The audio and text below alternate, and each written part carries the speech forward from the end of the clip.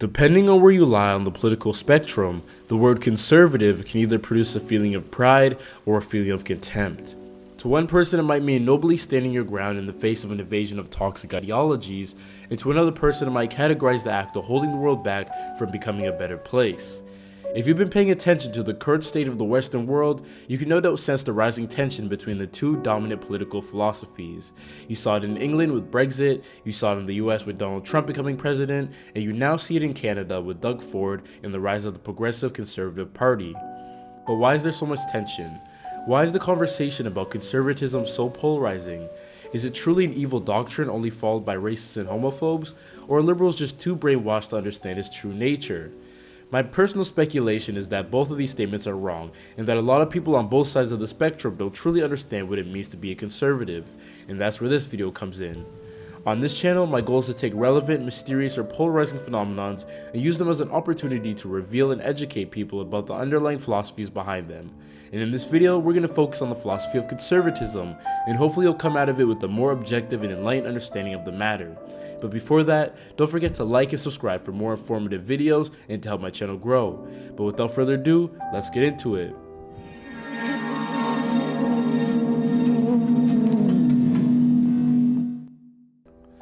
Many people on the left view conservatives as being nostalgic, self-interested, and irrationally prejudiced. And I'll admit it, at one point I too shared that same opinion. That is, until I did the proper research. The more I read about this philosophy, the more understandable the existence of this mindset became. After all, it wouldn't be popular if it was absent from at least some validity. Now, there are many different types of conservatism, such as neoconservatism, progressive conservatism, libertarian conservatism, etc., and each with its own nuances governed by history and geography. But for the sake of this video, I'm just going to focus on the core foundational beliefs shared by most, if not all, conservatives. So to begin with, let's look at the definition of conservatism. Conservatism in a nutshell is the commitment to traditional values and traditions with opposition to change or innovation. Or more specifically, the holding of political views that favor free enterprise, private ownership, and socially conservative ideas. This mindset has always been present among human beings on a personality basis, which we'll get into later, but let's look into how conservatism as an organized philosophy first came to be, as it is crucial to understanding it on a macro level. Conservatism in its modern state can be traced back to the 18th century philosopher Edmund Burke in his 1790 work titled Reflections on the Revolution in France. Burke was outspoken and critical of the widespread adoption of revolutionary ideologies of the time that were bubbling in France and the violence that took place as a result of their prevalence. He believed that society is something more than just a collection of abstractions created by the minds of some random philosophers. He believed that it was something more real or organic and held the accumulated wisdom of the previous generations and therefore should be treated with more respect. Based on this belief, Burke was very suspicious of change and believed that it was something that should happen incrementally, taking an evolutionary approach rather than revolutionary so it does not shake up the tranquility of society. Conservatism, in a sense, is a philosophy of conservation, and they view history as being static. They observe that human nature never really changes, and neither do basic economics, ethics, and laws of society. When a need for societal change eventually does appear, they believe it will and should happen by means of gradual accommodation through its recognition by the individuals within the society. Therefore, from the conservative standpoint, the way to achieve and maintain a utopian-esque society is to ensure the freedom of the individuals. They argue that if you instead try to enforce change in the form of radical reform, you're in fact manifesting the same type of authoritarianism that you detest, therefore reversing the progress that was supposed to result in more freedom. And this happens to be a factual claim. Watch a documentary about what happened in the Soviet Union or in Mao's China. In an attempt to make people more free, they made people less free. Conservatives recognize that change is inevitable, but they also recognize that not all change is progress. Another core belief within conservative philosophy is that the concept of society more or less doesn't exist and that there are only individuals. Through this presupposition, you can draw many conclusions and opinions. For example, when it comes to crime, conservatives see it as a failure on one's character as opposed to it being the fault of societal conditions, because to them, society doesn't even really exist. Through that lens, you can see why they support being tough on crime and are generally apathetic towards claims of societal problems. If you voice your problems to a conservative, you'll most likely be told to look within your own self and to change your personal actions instead of trying to change the system as a whole.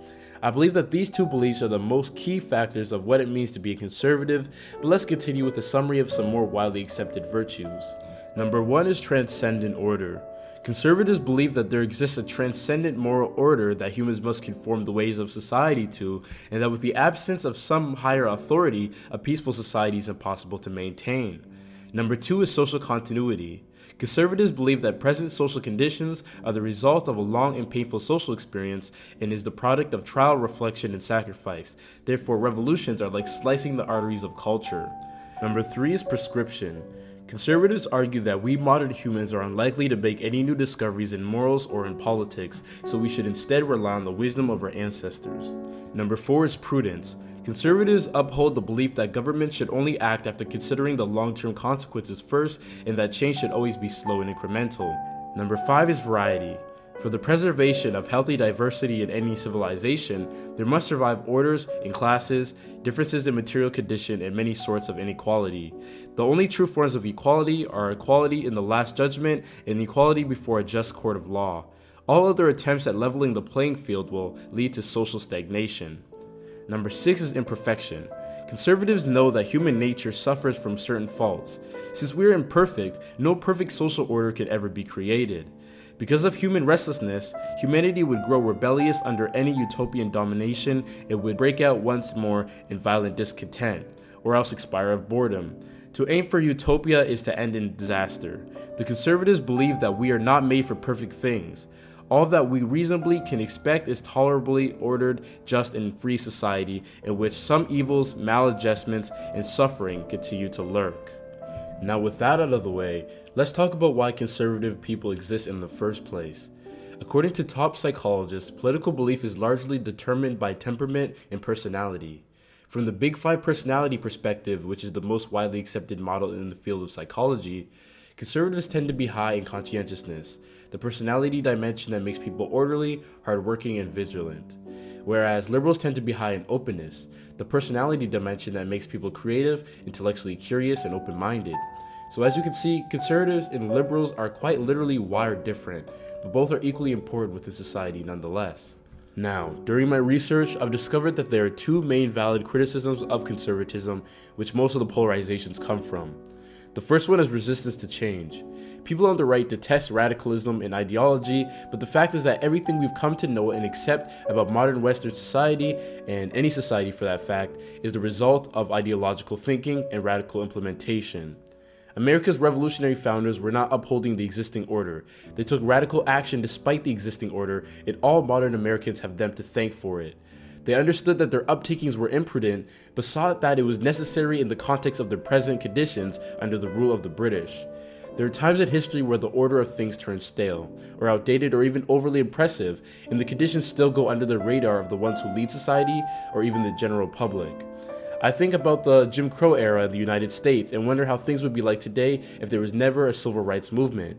There has always been time periods which are like stains on history, where natural law and moral authority seems to be absent and events of undeniable oppression and immorality occurred. It's the voice of these people which are never really accounted for in the conservative philosophy. Sorry Brick, but a slave or a concentration camp dweller couldn't lift themselves out of struggle by means of upstanding character and determination. We need a voice for these particularly dispossessed groups, and a voice to address concerns when society is unequivocally in need for some new virtues. That's where the political philosophy of liberalism comes in, which happens to be the next topic that we will be discussing on this channel. So if you want to see that video, make sure to show this one some love by sharing it, giving it a thumbs up, and writing a comment below to provide some feedback or your opinions. But that's it for this video. I hope you enjoyed it, thanks for watching, and I'll catch you on the next one.